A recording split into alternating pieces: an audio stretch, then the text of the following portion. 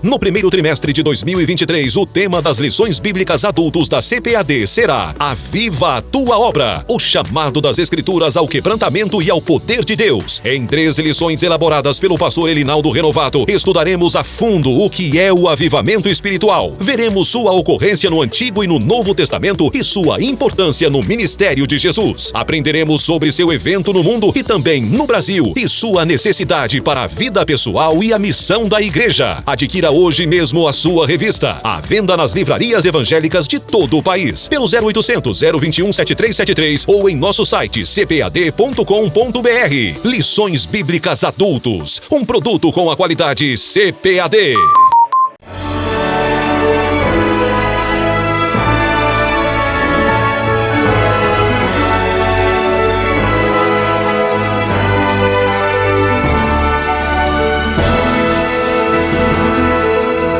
Subsídios. Lições Bíblicas Adultos. Lição 1. O avivamento espiritual. Meus caros irmãos, superintendentes da EBD, professores e alunos da nossa escola dominical, é um prazer voltar a refletir com vocês sobre temas importantes com base na Palavra de Deus. Desta feita, a lição do primeiro trimestre de 2023 fala sobre o tema do avivamento espiritual. Então, nesta primeira lição, sobre esse importante tema a ser estudado neste trimestre, esperamos que Deus toque nos corações dos seus servos para que perceba a necessidade de um avivamento verdadeiro em nosso meio. Nos dias presentes, mais do que nunca, a Igreja de Nosso Senhor Jesus Cristo necessita de um avivamento espiritual.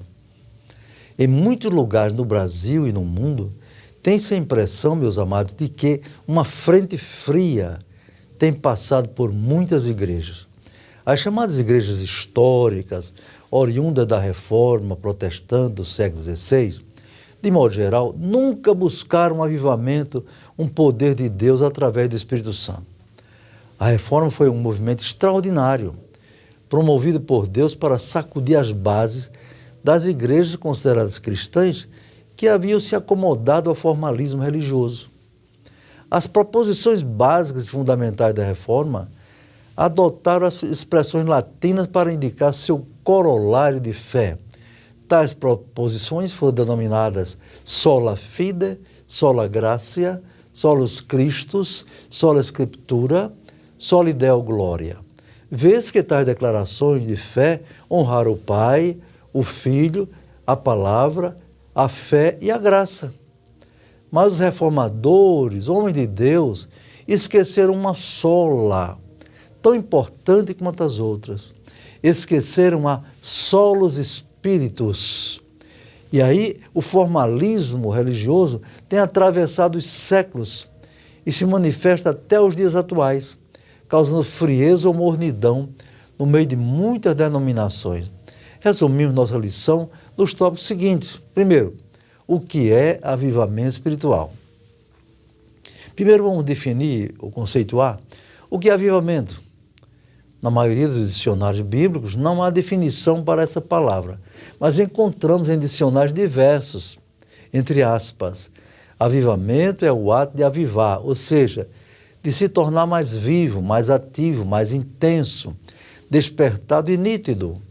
Este é um termo bastante usado no âmbito religioso para se referir ao período de renovação espiritual.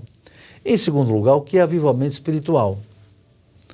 Avivamento espiritual é uma intervenção de Deus que só tem lugar quando o Espírito Santo encontra espaço nos corações de uma pessoa, de um grupo, de uma cidade ou de uma nação. E mais ainda, quando uma igreja se volta para Deus, buscando sua presença de maneira intensa e profunda, visando alcançar mudanças e transformações na realidade espiritual que está vivendo. Em terceiro lugar, pré-condição para o avivamento. A existência de uma situação indesejável. Normalmente, para que haja avivamento, antes há uma situação calamitosa, em termos espirituais, que leva a situações caóticas, em termos humanos, morais e físicos, afetando todas as áreas na vida de um povo, de uma nação, de uma igreja. Geralmente é uma pré-condição para que haja um avivamento. Quarto lugar, as condições para que o avivamento aconteça. Nós temos lá em 2 Crônicas, capítulo 7, 13 a 17. Então, primeiro, ali fala da humilhação diante de Deus. A humilhação é a primeira condição para o avivamento. Diz o texto, e se meu povo que se chama pelo meu nome se humilhar, sem humilhação não há avivamento. Segundo lugar, oração. Deus disse humilhar e orar e buscar a minha face. Nos dias presentes está muito difícil haver avivamento. Em muitas igrejas, a maioria dos crentes, mesmo os pentecostais, não gosta de orar. Os cultos de festa, de eventos, comemorações, não é? Especiais e até cultos públicos são superlotados, mas nos cultos de oração a frequência é bastante reduzida, com raras exceções. Sem dúvida alguma, podemos dizer que essa é uma das razões mais fortes pelas quais Deus não manda um avivamento no meio das igrejas evangélicas. Terceiro lugar, é preciso haver conversão sincera dos pecados. Deus disse, e se o meu povo se converter dos seus maus caminhos? É preciso conversão. Para que haja avivamento espiritual, é indispensável que as pessoas reconheçam que estão vivendo de maneira errada e aceitem a submissão da palavra de Deus. Diz a Bíblia, se eu atender a iniquidade do meu coração, o Senhor não me ouvirá. Salmo 66, 18. Em quinto lugar, vejamos o resultado do avivamento. Primeiro, Deus ouve o clamor do povo arrependido. Diz o texto, então eu ouvirei dos céus. Que maravilha, na verdade, quando Deus ouve as orações, ouve os pedidos, ouve as súplicas, depois daquelas condições e pré-condição. Segundo lugar, Deus perdoa os pecados. Deus disse, e perdoarei os seus pecados. Pecados são todas atitudes, atos e ações e até pensamentos que provocam o rompimento entre o pecador e Deus. Isaías 59, 2. Terceiro lugar, olha que coisa interessante, Deus sara a terra onde a pessoa vive, a igreja está, e sararei a sua terra.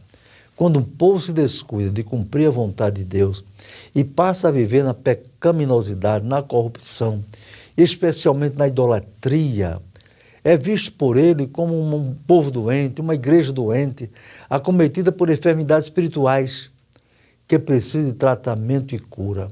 E a cura só vem, meus queridos irmãos, quando todos atendemos às condições para ser recuperado por Deus, em sua misericórdia e amor.